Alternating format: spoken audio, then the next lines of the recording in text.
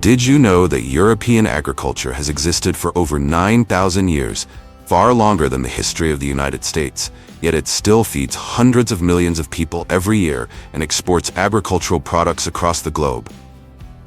How does a continent burdened with high labor costs, sky-high energy prices, and some of the world's strictest environmental regulations manage to maintain that position? Agriculture Insight takes you straight to the heart of Europe's leading farms and supply chains, where the world's oldest agricultural system now faces a defining test, surviving at the crossroads of free trade and the green transition.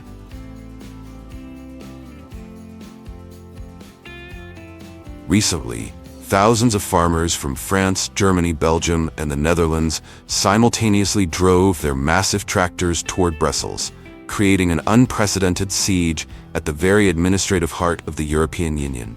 Major roads were sealed off by barricades, while security forces resorted to water cannons and tear gas to control the growing anger of the crowd.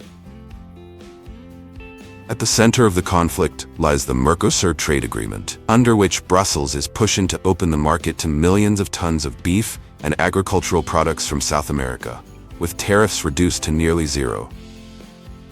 Meanwhile, on their home turf, European farmers are bound by the strictest environmental and animal welfare standards in the world.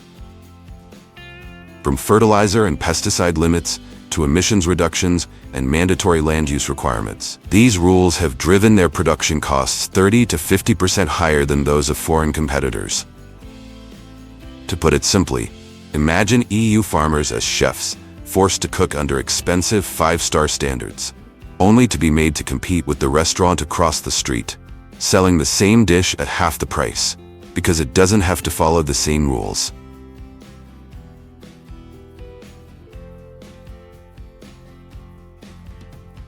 And now, let's move straight to the cattle farms of France and Ireland, the epicenter of today's fiercest disputes, yet also one of the greatest sources of pride for the old continent.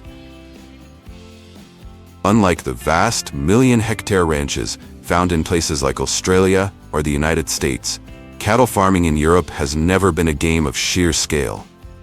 Although Europe's total herd accounts for less than 10% of the global cattle population, the region still delivers over 12% of the world's premium quality beef. At the core of this system lies a philosophy that seems almost contradictory: working with nature, yet exercising absolute control through technology.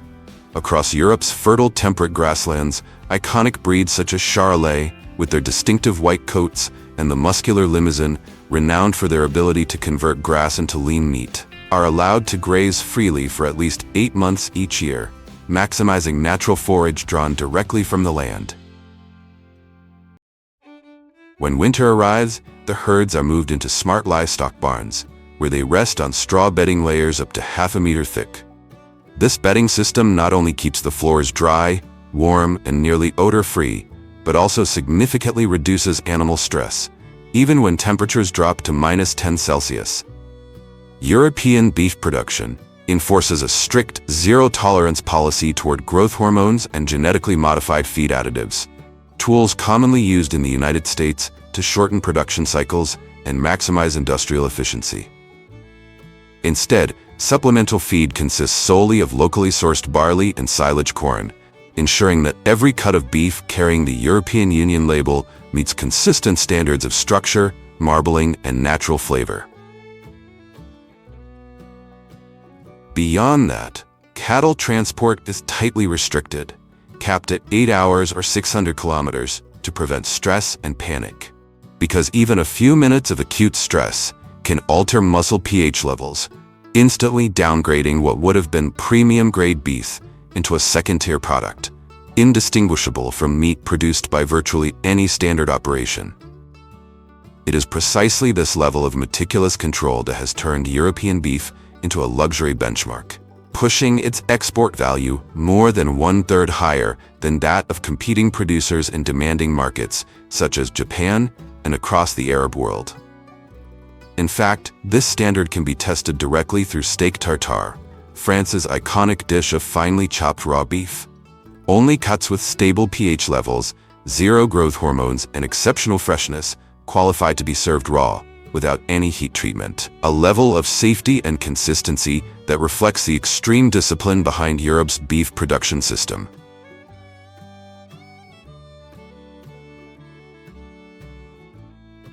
Accounting for more than 20% of global cheese production, Europe's dominant model is not mega-industrial farms, but mid-sized family operations, typically raising 50 to 300 cows.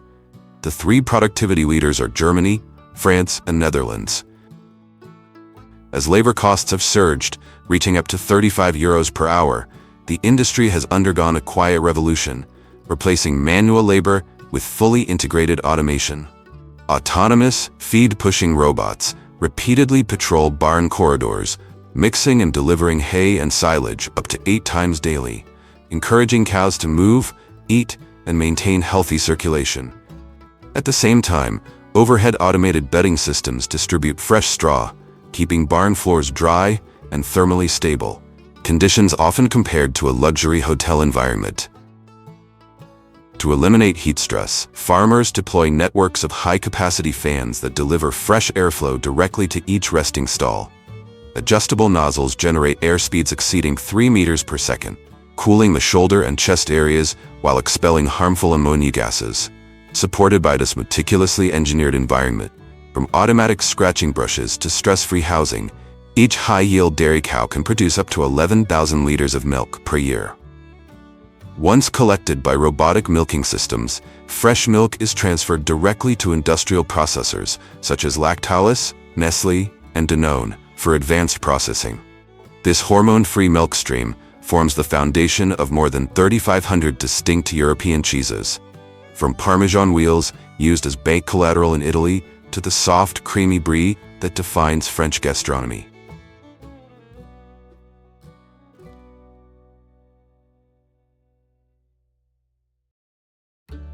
No less formidable than its dairy sector, Europe's vast baking tradition, encompassing over 3,200 types of bread and tens of thousands of artisanal bakeries, has turned the continent into the largest bakery on the planet.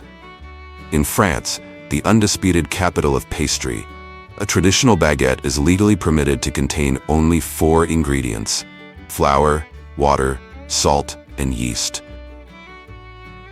To satisfy this immense demand for grain, July marks the peak of Europe's wheat harvest, when summer heat naturally reduces kernel moisture to the ideal 14% threshold. At this moment, the continent enters an overwhelming campaign of mechanization. Vast wheat fields stretching across hundreds of hectares are overtaken by mega combine harvesters equipped with cutting headers exceeding 12 meters in width. Thousands of cuts per minute pull wheat heads into the threshing chamber, where high-speed rotating drums use intense centrifugal force to separate grain before funneling it into onboard storage tanks. These machines operate like mobile data centers. Infrared sensor systems continuously scan the harvest, analyzing protein content and gluten levels in real time. Wheat batches exceeding 13% protein are routed toward bread production to achieve the desired chew and structure, while lower protein grain is directed to pastry and confectionery lines that require finer, more delicate textures. Thanks to this precision-driven system, wheat yields across the European Union reach record levels of 8 to 10 tons per hectare. Yet the value chain does not end with premium bread. The remaining wheat stalks are compressed into dense straw bales and returned to farms as bedding for beef and dairy cattle, completing a circular agricultural economy in which virtually nothing drawn from the land is wasted.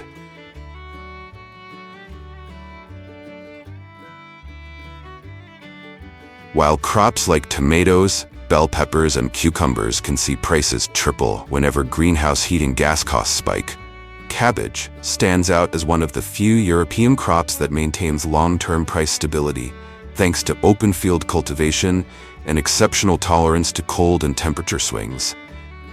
In northern agricultural hubs such as Germany and Poland, white cabbage is grown for up to 180 days, allowing it to accumulate natural sugars and develop massive heads weighing up to 5 kilograms, specifically suited for fermentation industries. Manual labor has largely disappeared. Today, Rotary disc harvesters, equipped with vision sensors, lift and sever each head with precision in under 1 second. This step is critical. It preserves the cabbage's natural wax layer, a prerequisite for long-term cold storage, enabling the crop to overwinter in climate-controlled warehouses for up to 10 months while retaining near-harvest crispness. For red cabbage, a closely related variety priced up to 30% higher due to strong demand from the fresh salad market. European farmers apply a more nuanced harvesting strategy. Although the same conveyor-based gripping principle is used, red cabbage harvesters are fitted with softer rubber buffers and reduced belt speeds. This configuration prevents skin damage and cellular pigment bleeding, which would otherwise compromise commercial value. A single machine can process up to 50 tons per day, sufficient to meet the continent's massive demand. However, for produce destined directly for supermarket shelves, Europe favors a different approach: semi-mechanized harvesting. Here, workers operate alongside conveyor systems and tractors, manually selecting and cutting only grade A heads. At the field edge, cabbages meeting strict standards for shape and color are placed directly onto packing conveyors, while the remainder is diverted to processing channels. Although Europe cannot rival China's sheer production volume, its ability to minimize damage rates and extend freshness for up to 10 months allows European farmers to consistently command premium prices and avoid the chronic oversupply crises that plague less controlled agricultural systems.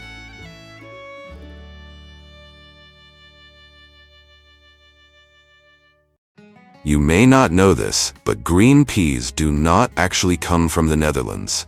Although the name traces back to the era when Dutch traders dominated global commerce, in modern Europe, it is France that stands as the true stronghold of pea production, with output 10 times higher than its neighbor, supplying over 2 million tons per year to global markets. Unlike cereal crops that can be left to dry in the field, peas have an extremely narrow harvest window, typically lasting just 12 to 24 hours to achieve grade A sweetness. To meet this challenge, European farmers deploy massive pea viner machines, operating like mobile shelling factories. Gripping mechanisms pull entire pea plants into rotating threshing drums that separate the peas on the spot, while the remaining plant matter is shredded and returned to the soil, recycling natural nitrogen stored in the roots nodules.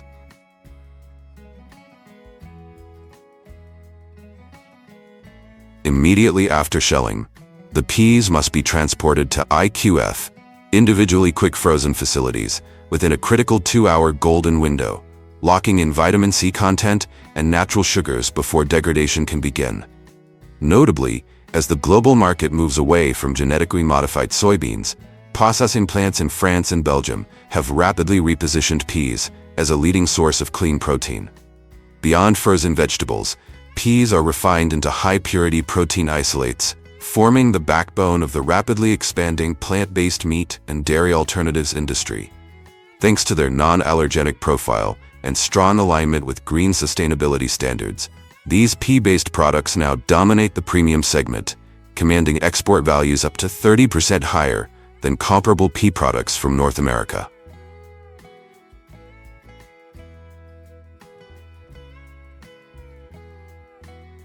Every single second, 100 meals made from Norwegian salmon are served somewhere around the world.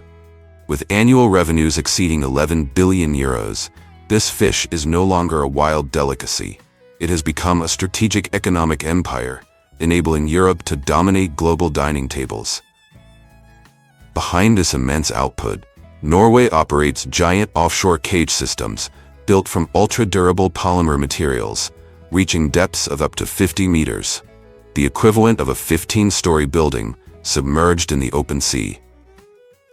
Once juvenile salmon reach the required size, they are transferred into these cages to begin an approximately 22-month ocean growing phase. The open net design allows Arctic Ocean currents to flow freely through the cages, delivering abundant fresh oxygen while naturally flushing away waste, keeping the environment in a near pristine state. Crucially, Norway enforces a golden density rule. Fish may occupy no more than 2.5% of the cage volume, leaving the rest as open water. The constant need to swim against strong currents forces the salmon to burn excess fat, producing firm flesh and distinctive marbled fat patterns, qualities that low-cost industrial farmed fish can never replicate. When the salmon reach a weight of around 5 kilograms, they are not hauled up by nets, as in traditional fishing. Any sudden impact or panic can trigger physiological stress, altering muscle pH levels and directly compromising fillet quality. Instead, the fish are gently guided into wellboats using low-pressure water suction systems, keeping them calm and stable before processing. This strict stress control allows muscle pH to remain within the optimal range, a critical requirement for sushi-grade salmon, safe and stable enough to be consumed raw immediately after processing. From this point, it takes less than 48 hours for a salmon to travel from a Norwegian fjord to high-end restaurants in New York or Tokyo. Inside the processing plant, fully automated systems take over.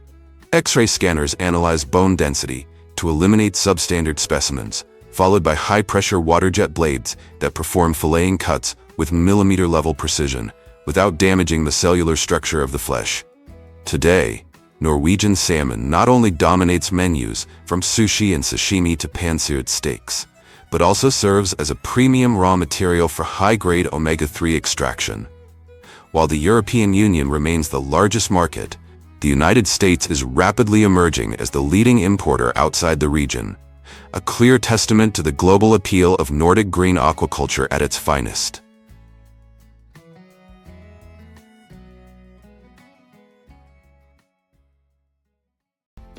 Prominently featured in California rolls, imitation crab sticks are often the gateway that introduces many Americans to sushi. Yet few people realize that this is one of the greatest culinary illusions of all time, because crab sticks contain no crab at all. This remarkable sleight of hand begins with vast schools of Alaska pollock roaming the open waters of the North Pacific. When the Bering Sea enters the peak of winter, with surface temperatures hovering near 0 degrees Celsius and drifting ice covering much of the ocean, pollock simultaneously enter their spawning season, creating a once-a-year golden window for the global $9 billion per year surimi industry.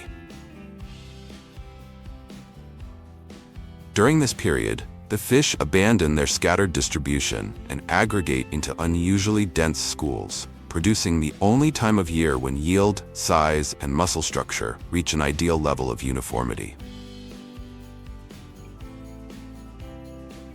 In these frigid waters, Alaska pollock and threadfin bream form massive schools in the midwater and near-bottom zones, at depths exceeding 300 meters, where sunlight nearly disappears and water temperatures remain stable. These conditions produce firm, lean muscle tissue, making the fish exceptionally well-suited for surimi processing. Today, fishing no longer relies on instinct or guesswork. Multi-layer sonar and advanced acoustic detection systems continuously scan the water column, pinpointing the exact location, density, and movement of fish schools in real time. Once signals indicate that harvesting thresholds are met, midwater trawl nets are deployed. Massive nets with openings spanning hundreds of meters, suspended within the water column to capture entire schools while minimizing contact with the seabed. The moment the fish are hauled onto the deck, time is measured in minutes. They are quickly rinsed with clean seawater and transferred directly into chilled storage holds at temperatures close to 0 degrees Celsius. This is a critical step that slows protein degradation, limits oxidation, and suppresses microbial activity, factors that can ruin the raw material within just a few hours if processing is delayed. Once the vessels return to port, the fish are transported straight to processing plants in insulated containers. There, they are washed in stainless steel tanks using cold water below 5 degrees Celsius, removing slime, sediment, and impurities. The entire process is tightly controlled to prevent cross-contamination and to preserve the highest possible purity of the surimi raw material. Once transported to the factory, the fish enter a fully enclosed processing line. The heads, tails, viscera, and skin are removed, leaving only the protein-rich white fillets. Although most of the process is automated, the fillets still undergo manual deboning. Workers inspect each piece under backlit panels, meticulously removing fine bones and foreign matter, a step that determines both the smooth texture and safety of the final product. Next, the fish meat is fed into a continuous washing and grinding system. Blood, oils, and odor-causing compounds are completely removed, leaving behind only pure muscle proteins. This process creates surimi, a smooth, white protein mass that is nearly odorless and flavorless, forming the structural foundation for shaping imitation crab sticks. In the final stage, the surimi is blended with approximately 2 to 3% salt to stabilize its protein structure, then packaged and rapidly frozen at 30 degrees Celsius. Rapid freezing locks in the muscle structure, prevents moisture loss, and maintains consistent quality before the surimi is transferred to imitation crab shaping and finishing plants.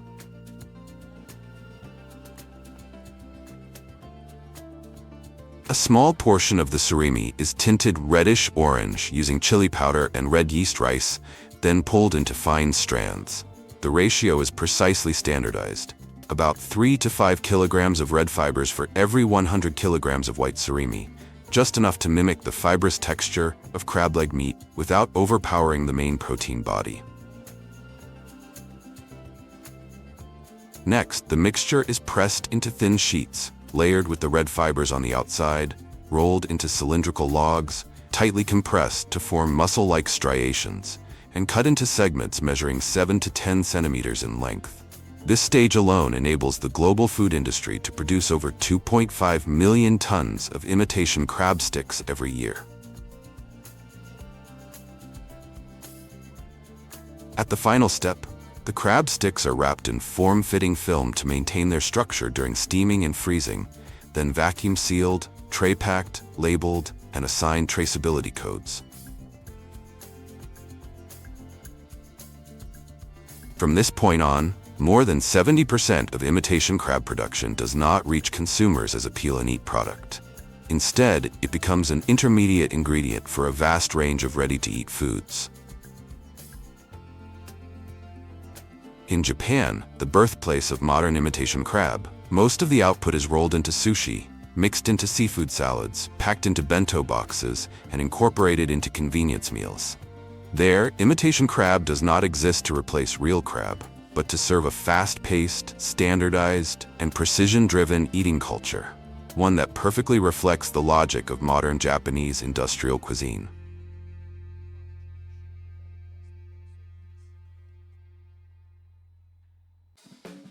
Did you know that canned tuna is the most consumed seafood in the United States, surpassing both salmon and shrimp, with annual consumption reaching nearly 1 million tons?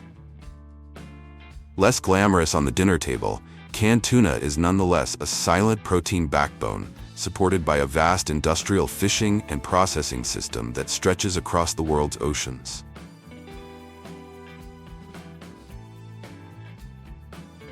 From May through September, a single tuna fishing vessel can land up to 2,000 tons of fish in just one voyage lasting several weeks. Fishing activities are concentrated in major grounds across the Pacific, Atlantic, and Indian Oceans, where tuna migrate along ocean currents to stay close to energy-rich prey such as small fish, squid, and crustaceans.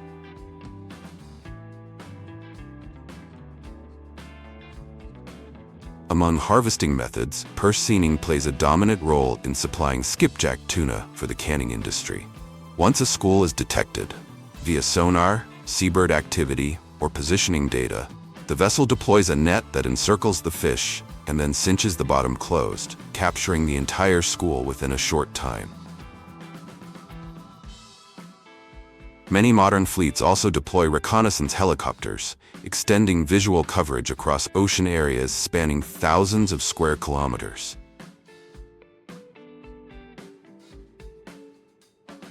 The moment tuna leave the sea, they undergo initial processing, and are immediately chilled to preserve muscle structure and slow enzymatic activity. From this point on, speed becomes critical. The fish must reach processing plants as quickly as possible, because once quality begins to decline, no downstream process can restore it. At the factory, tuna is processed while still frozen, without thawing. Industrial cutting machines operate at 20 to 40 degrees Celsius, allowing precise cuts without damaging muscle tissue. Frozen cutting helps preserve muscle fibers, reduce moisture loss and discoloration, and lower microbial contamination risk by up to 80%. After cleaning, the fish is transferred to large industrial steam cookers. These systems are precisely temperature controlled to handle tons of fish per batch. Steaming is not intended to simply cook the fish, but to soften connective tissue, making the meat easier to separate from the bones in the next stage, while retaining moisture and natural flavor.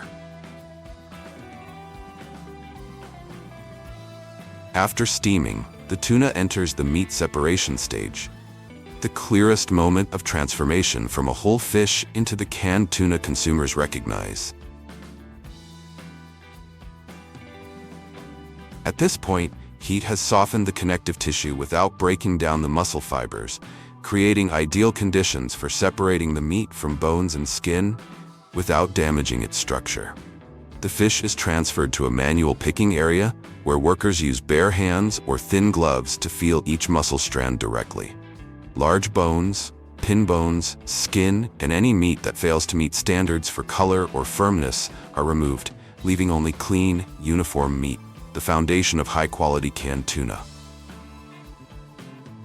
This is also the most labor-intensive stage of the entire process, as precision depends heavily on touch and experience. Once the tuna meat has been precisely portioned into each can, the product enters the final preservation stage. At this point, every can is filled with a liquid tailored to its product line: brine to preserve the natural flavor, vegetable oil to enhance softness and richness, or proprietary sauces that define brand identity.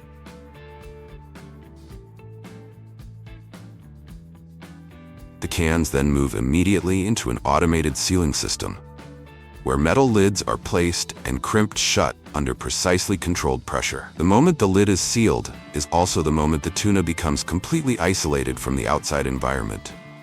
Air is removed, microorganisms are locked out, a condition that allows canned tuna to last for months, even years, while maintaining stable texture and flavor as if freshly processed. Finally, the sealed cans are transferred to high-pressure steam sterilization systems, where they are treated at 121 degrees Celsius for 60 to 90 minutes to eliminate bacteria, mold, and spoilage enzymes. After sterilization, the cans are rapidly cooled, inspected to FDA standards, labeled, and distributed through retail channels.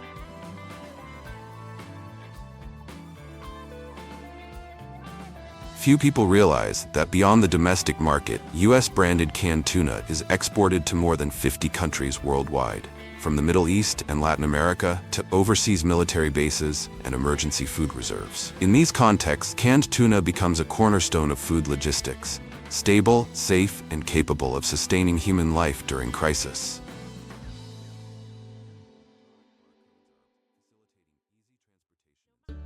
For decades, American farmers have been trapped in a vicious cycle.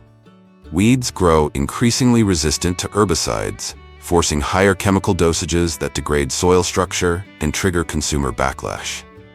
As environmental regulations tighten, carbon robotics introduced a game-changing solution: the laser-powered weed-killing robot. This machine is essentially a mobile supercomputer fused with heavy industrial mechanics. As it moves across the field, a system of 30 industrial cameras continuously scans the ground. Within milliseconds, an AI processor analyzes the data and isolates targets, smart enough to distinguish young crop seedlings from weeds, even when they grow intertwined. Once a target is confirmed, high-power laser units fire ultra-short thermal pulses directly at the weed's growth point. Weed cells are destroyed instantly, without heating the soil or touching a single leaf of the crop. With a processing speed of up to 100,000 weeds per hour, a single machine can replace the labor of a 50-person workforce.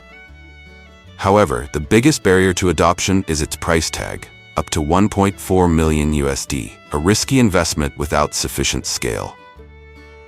Yet for farms spanning thousands of acres, the robot's ability to operate continuously through the night becomes the decisive advantage in the race against time. As chemical and labor costs continue to rise, this robotic system not only enables cost recovery within 2 to 3 growing seasons, but also opens a viable path toward large-scale clean agricultural production, something that was previously considered impossible.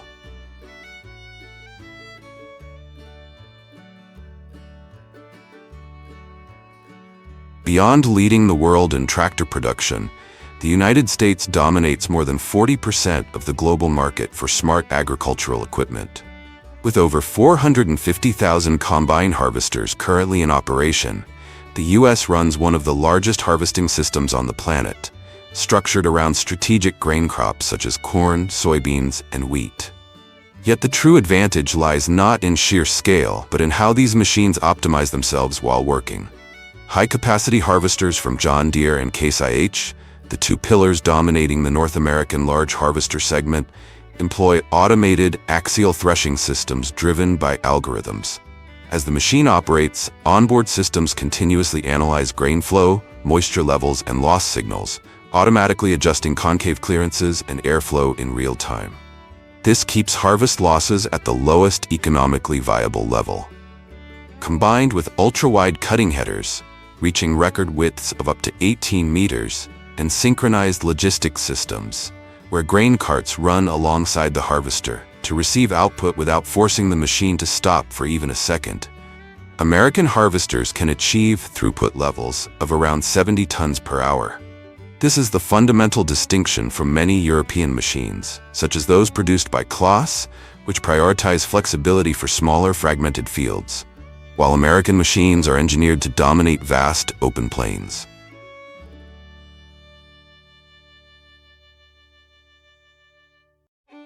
The race in high-tech agriculture does not stop on the ground. The aerial front also clearly bears the imprint of the United States. With fixed-wing drones, American farmers have successfully monitored and sprayed vast megafarms spanning thousands of acres. Rather than relying on permanent infrastructure, these systems operate like mobile field units, deployed directly from mobile hangars positioned at the edge of the fields. The process begins with a reconnaissance phase. Flying at high altitude, multispectral sensors scan the entire area, allowing AI systems to construct digital maps and isolate pest and disease hotspots. This is followed immediately by the strike phase, in which drones autonomously return to treat precise target coordinates, instead of wasting chemicals through blanket spraying as in traditional methods. Crucially, traveling at speeds of 90 to 120 kilometers per hour, the long wingspan generates powerful downwash airflow that forces spray droplets through dense crop canopies, ensuring adhesion all the way down to the base of the plants. This mechanism not only reduces chemical usage by up to 60%, but also enables U.S. agricultural products to more easily meet the stringent residue limits imposed by the Food and Drug Administration.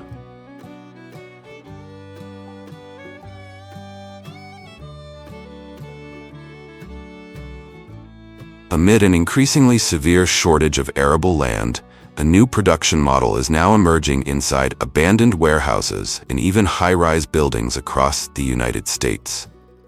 Although the number of such farms is smaller than in Japan, the U.S. hosts the largest vertical farming complexes on the planet.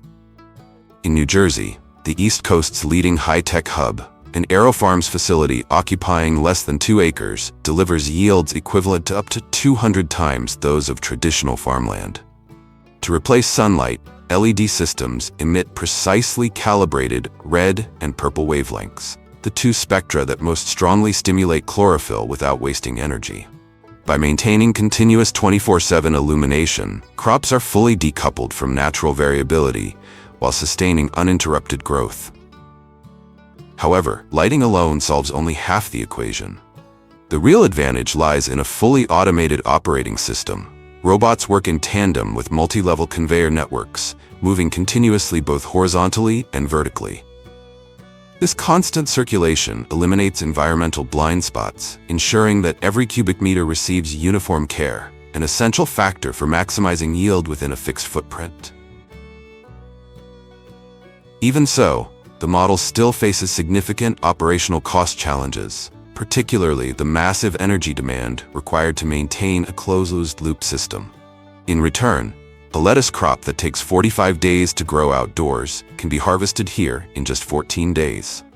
More importantly, production is relocated directly to consumption centers, eliminating thousands of miles of interstate transport and allowing produce to move from rack to supermarket shelf within hours.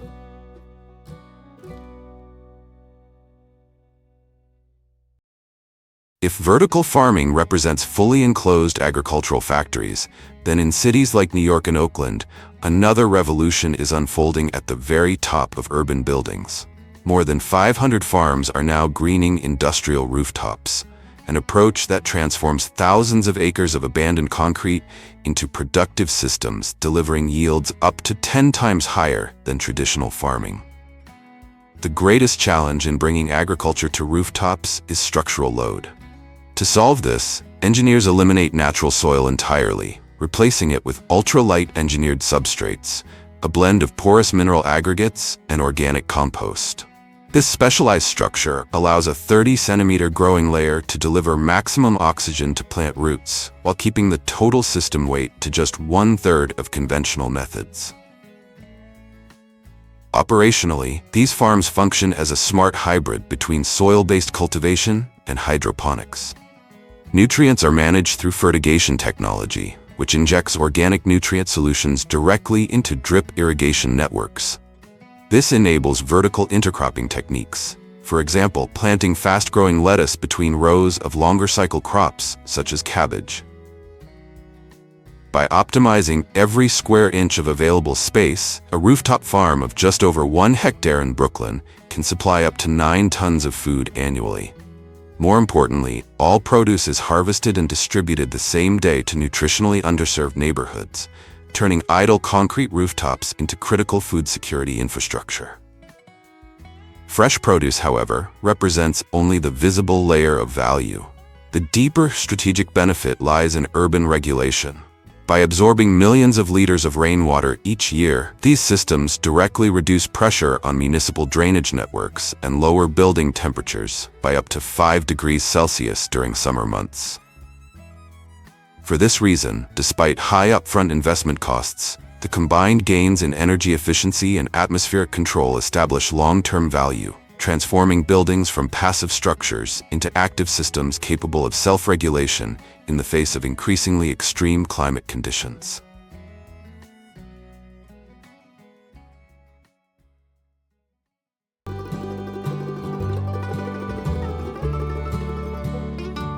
In autumn, when the sugar content in the beets reaches its peak, vast fields burst to life with the roar of modern machinery, transforming once quiet farmland into a hive of harvest activity.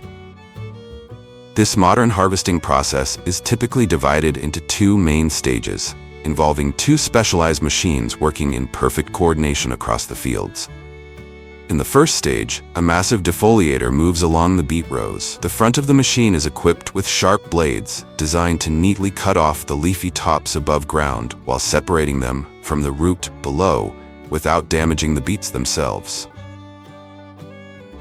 Immediately afterward, a second machine follows to collect the most valuable part, the sugar beets. This harvester is equipped with a specialized lifting mechanism. Rotating wheels and lifting arms gently dig into the soil, raise the entire root, and transfer it onto a conveyor belt integrated into the machine. On the conveyor, the beets undergo preliminary cleaning using a shaking and soil separating system, removing most of the dirt and debris from their surface before being transported to the processing factory. Thanks to the seamless coordination between these 2 advanced machines, tens of thousands of sugar beets can be harvested in just 1 hour, an impressive level of efficiency equivalent to the manual labor of around 100 to 150 field workers toiling all day. While technology clearly boosts productivity, it also brings along certain challenges, especially the high initial investment costs and the growing risk of job loss for millions of migrant workers who have long been an essential part of the agricultural workforce.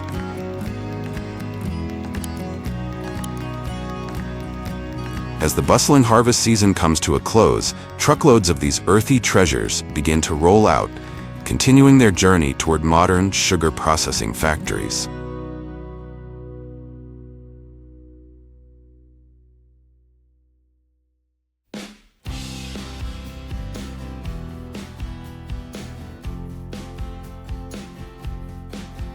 Once harvested, millions of tons of sugar beets are swiftly transported to the factory to avoid moisture loss and preserve sugar content, ready to begin their transformation into those sparkling white sugar crystals you've always wondered about. However, the sugar beets aren't sent straight into the factory just yet.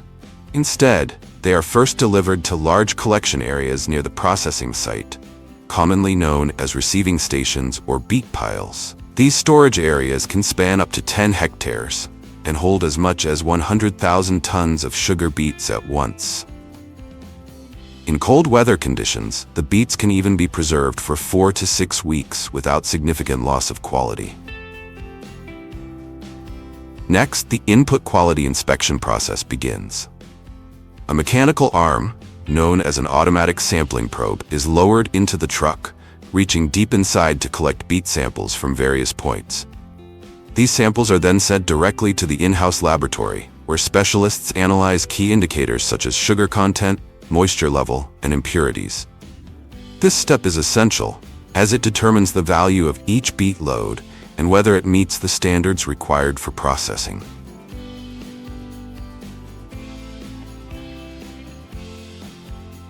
After passing the initial quality check, the trucks carrying sugar beets are gathered at the raw material reception area, where the beets are unloaded into a large receiving tank to begin the washing process. The beets slide down a chute from the truck and are given an initial wash with high-pressure water to remove the dirt on their outer surface.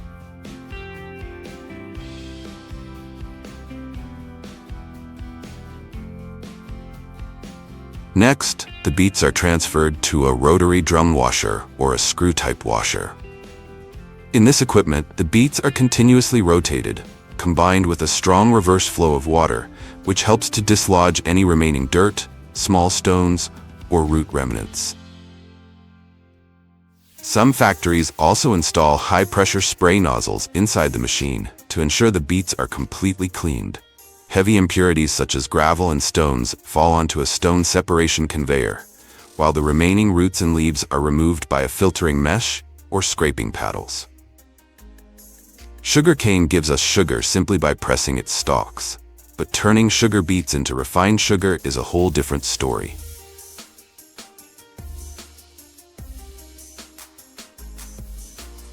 Once thoroughly cleaned, the sugar beets are moved to the slicing area, where they are cut into long, thin strips resembling small-sized French fries, commonly known as cassettes. This process is carried out using high-speed slicing machines equipped with serrated knives made of stainless steel. These knives rotate continuously at high speeds, cutting the beets into even, thin slices, approximately 3–5 centimeters long and just a few millimeters thick. The thin strip shape increases the surface area, which enhances the extraction process, allowing the sugar to dissolve more easily into the water in the next step. After slicing, the beet strips are placed on a conveyor belt and fed into a diffuser, where the hot water extraction process begins. Inside the diffuser, the beet slices are slowly moved either horizontally or vertically, while hot water at around 70 to 80 degrees Celsius is pumped in the opposite direction. This process, known as counter-current diffusion, allows the water to gradually absorb the sucrose from each beet slice. The entire process typically lasts 60 to 90 minutes, resulting in a solution rich in sugar known as raw juice. It's the slicing into thin strips and the hot water diffusion process that serve as the key steps, enabling beet sugar to achieve high purity, easier refinement, and greater environmental friendliness, surpassing the traditional cane pressing method. Nothing goes to waste. After sugar extraction, the leftover beet pulp is turned into high-protein feed for livestock, while molasses is used in fermentation industries and even as a base for bioethanol production. Beet processing is a closed-loop system that balances sweetness with sustainability.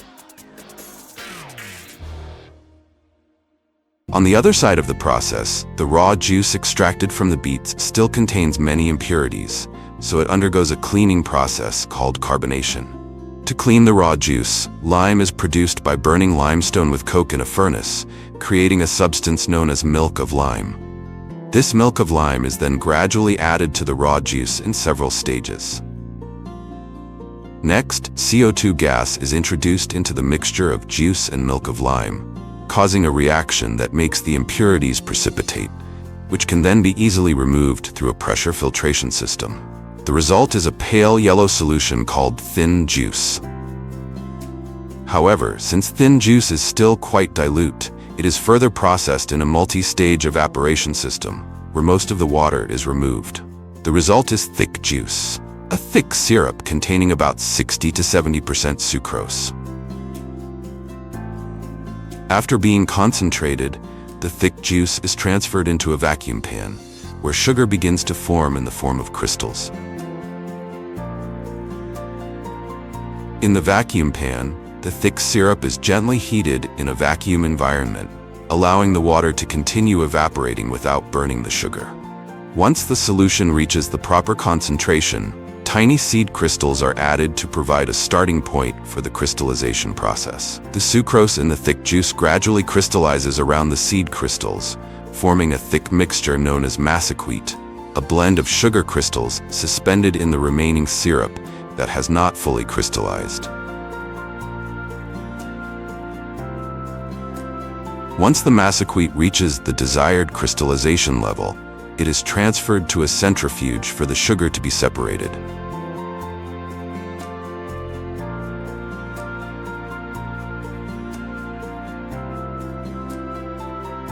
In the centrifugation stage, the massicwheat mixture, which contains sugar crystals and uncrystallized syrup, is fed into a centrifuge and spun at very high speed. The strong centrifugal force effectively separates the sugar crystals from the remaining syrup. This leftover syrup can be returned to the crystallization tanks multiple times to extract additional sugar. Once separated, the sugar crystals are transferred to a drying system. Here, a stream of hot air at approximately 65 to 70 degrees Celsius is blown through the crystals to remove any remaining moisture. This process ensures the sugar is dry, preventing mold growth and making it easier to store for long periods. After drying, the sugar is cooled in a controlled cool air environment to prevent clumping.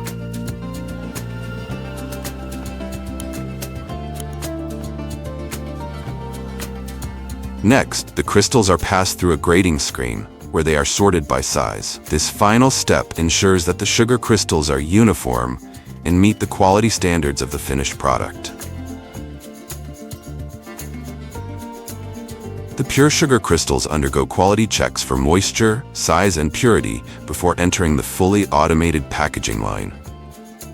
Thanks to the strict steps of filtration, crystallization, and centrifugation, any traces of milk of lime or CO2 used during purification are completely removed, leaving behind nothing but sparkling white sugar crystals, up to 99.9% pure and perfectly safe to enjoy. In the European market, craft paper packaging is the preferred choice due to its environmental friendliness and is often prioritized for premium product segments. Large rolls of craft paper are fed into an automatic pouch-making machine, which cuts, folds, and shapes them into standard pouches weighing 1 to 2 kilograms. The sugar is then weighed and filled into each pouch. The pouches are sealed tightly using heat sealing or adhesive to ensure moisture resistance and proper storage. Sugar is not the enemy. It all comes down to how we use it. In a world flooded with billions of sugar-filled products, it's smart choices that keep sugar a joy, not a concern. So if you're looking for a sweeter, more natural, and healthier alternative, join us as we explore the magical journey of honey.